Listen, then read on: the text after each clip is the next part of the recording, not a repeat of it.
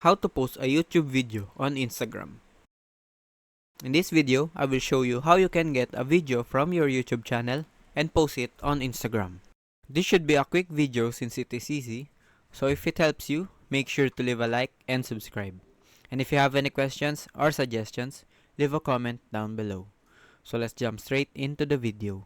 If there is a video you have on YouTube that you want to be posted on Instagram, then follow these easy steps. So go on your browser and go to the YouTube. Make sure your account is already logged in.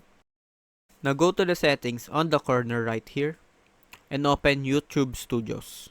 So in here, look at the left side and click on this icon, which is the content section.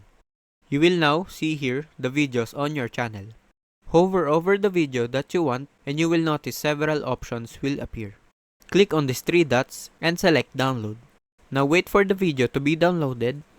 And let us go to the Instagram and see here on the left side, click on create. Just upload here the video that you got from YouTube and finish the process, then wait for it to upload. So that is how you get a video from YouTube and post it on Instagram. So I hope this video helps you. If you have any questions or suggestions, leave a comment down below.